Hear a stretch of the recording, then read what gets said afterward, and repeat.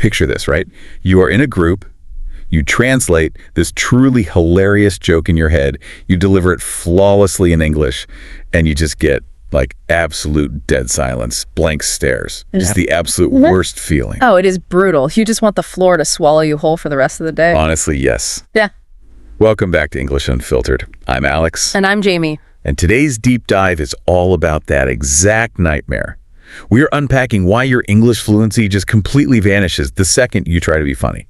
Like, why does your personality feel so boxed in when you speak a second language? Right, because it is so frustrating for learners. Like, you can totally crush a business meeting or debate some intense political topic, but then you try to drop a sarcastic comment and you just, well, you freeze. And there is a real reason for that. Normal conversation and humor, they basically run on two totally different operating systems in your brain. Wait, really? Like, structurally different? Oh, completely. Normal talking is basically just data transfer, you know? You take a fact, you encode it, and you hand it over. But humor is all about emotional spontaneity. Okay, so it is not just swapping out vocabulary. Right. It relies on what psychologists call System 1 thinking. So that is the fast, automatic, highly emotional stuff.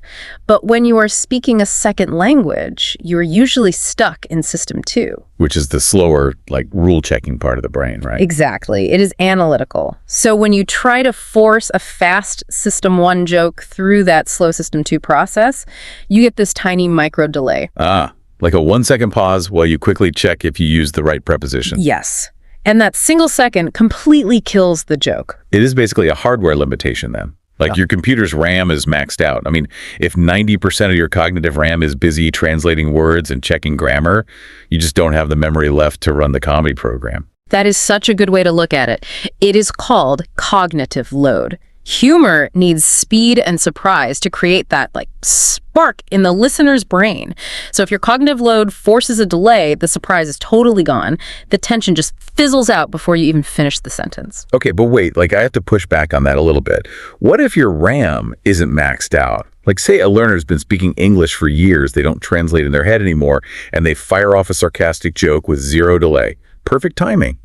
Why does it still fail sometimes? That is the wild part, and it comes down to prosody. Prosody? Like the rhythm of how we talk? Yeah, exactly. It is the invisible music of a language. The pitch, the tone, those little micro pauses.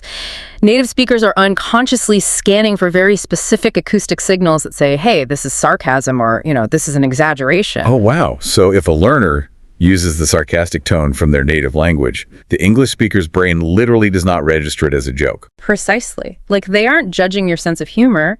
Their brain just physically missed the signal.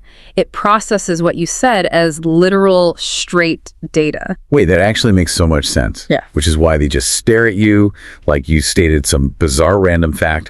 But man, that constant misfire has to take a massive toll on you. Oh, it absolutely does. It triggers what is known as the lost personality crisis. The lost personality crisis. That sounds incredibly intense. It really is. Learners start feeling way less charismatic, right? They get quiet. They feel like their actual true personality just evaporated the second they switched to English. Because your brain is, well, essentially playing defense all the time.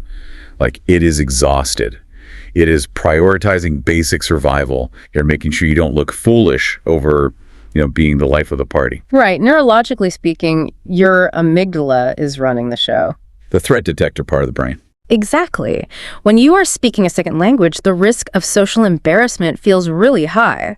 So your brain is hyper-focused on social safety, and it actively shuts down the playfulness centers in your prefrontal cortex. Wow. So conversational fluency actually develops way faster than emotional fluency.